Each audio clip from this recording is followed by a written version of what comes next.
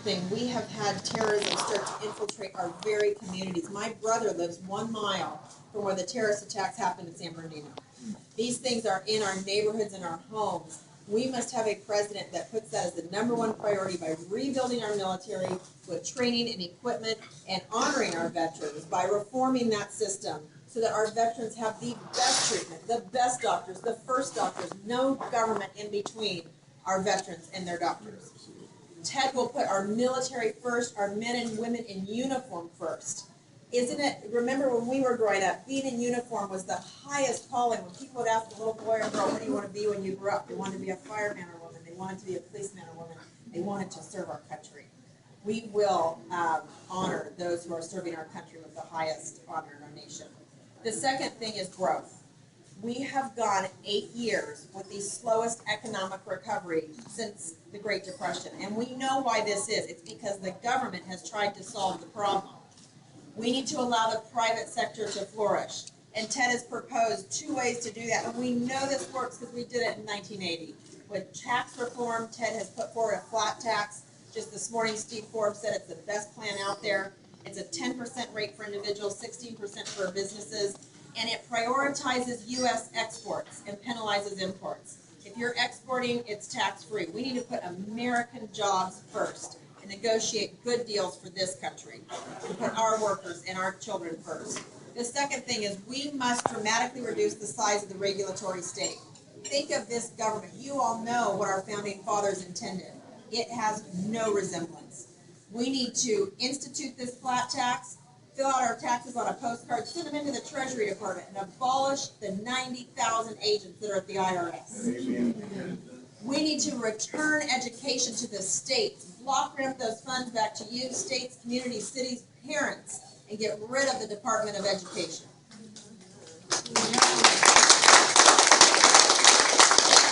an alphabet soup that has taken over Washington, D.C.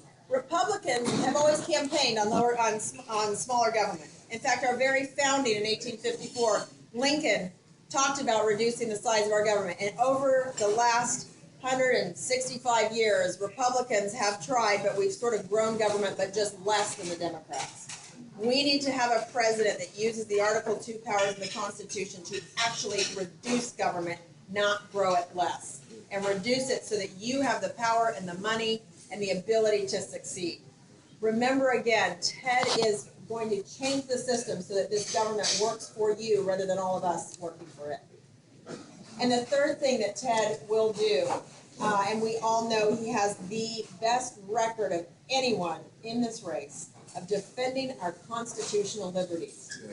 How many people have had the opportunity, and I believe that God gave him this opportunity, to have a career defending our constitutional liberties?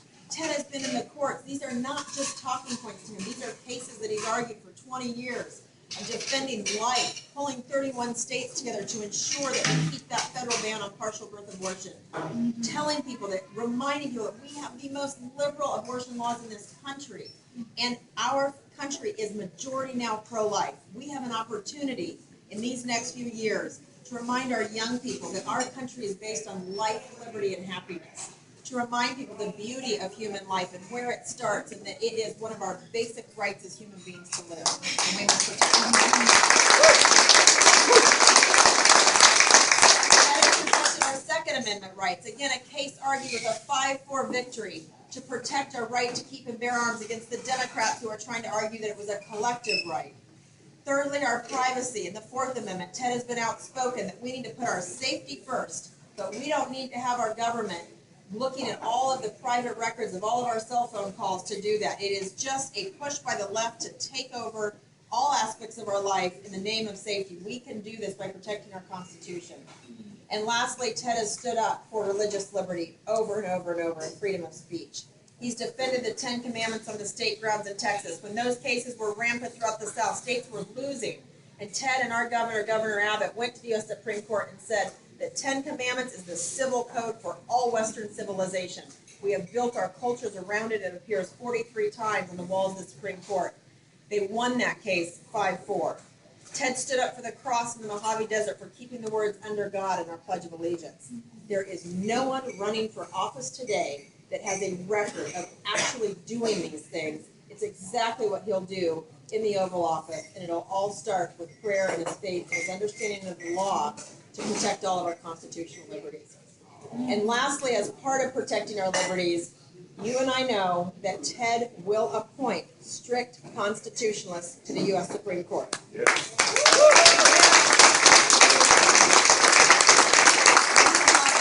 Branches of government held in the balance. Let us not forget the implications of this election. If we elect the wrong president, if we elect someone who's not had a career understanding the court and the right jurists to put on the court to protect our liberties, we will lose the battle on life, on our Second Amendment rights, on religious liberty, on freedom of speech, on U.S. sovereignty. The list goes on. We will lose the basic fabric of our country if we appoint the wrong justices. And it's not enough to be a Republican. We have a poor record. We must appoint someone who will choose someone with a pure record and drive them through the U.S. Senate. And Ted will do exactly that. So lastly, how do we get this done? How do we win? Vote. A big part of it is tomorrow, and voting is exactly it, because as Ted and I have traveled the country this year, if I've learned anything, it is that the beauty of our country is that democracy is about individuals. It's not about big corporations. It's not about panels or leadership groups. It's about meeting the American people eyeball to eyeball, you all taking a measure of the man, of the woman, of the family, and saying, not only do they uphold my values, but do they have character, do they have integrity, and can we trust them? And I've been so honored to travel this country for a year, so much so that every hotel I walk into, I feel like I've been there before, because we're staying in Hampton Inns everywhere, and it feels like home. But I am so honored by the chance to meet each and every one of you, to have you ask us the tough questions, and to have each state decide who they feel is the right person to lead this country. There's a reason this process is long. There's a reason it's tough, because it is a very important decision that we make. And so I would ask of you to think this afternoon of 10 to 20 people that you know, or couples, that may be undecided, that may not have voted yet, and tell them what you know about Ted. Tell them what you know about the kind of person that he is, of his record, of how Texans supported him, about how our court and our presidency both hang in the balance. It makes a difference. You are much more influential here in this community and in North Carolina than we could ever hope to be. And I can promise you that Ted will do what he says he's going to do. These are not empty campaign promises. He has a whole list of what he's going to do on day one. And it is ripping to shreds this agreement with Iran, launching an investigation into Planned Parenthood, eliminating every single illegal executive order that Obama has made with the stroke of a pen. Yes.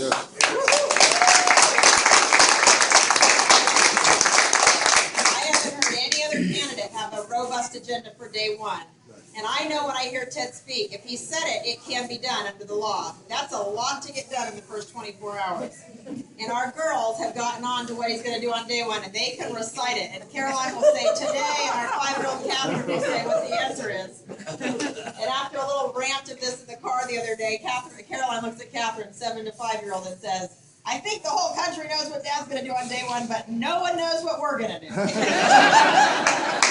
with that, thank you so much. Thank you for helping us win. Thank you for helping us get out the vote. We've raised funds from over 1.1 million contributions online, over $70 million. We have over 1.1 million people who have offered to volunteer for this campaign. We have an army. We're on our way to the nomination. Tomorrow night's going to be a great night. And don't turn on your televisions, because they're all going to be saying one thing. Trump. Look at the numbers. Just look at the numbers and how far we have to go. Only 60% of the vote will be cast by tomorrow night. We're going to win this nomination, and we're going to do it together. Thank you very much.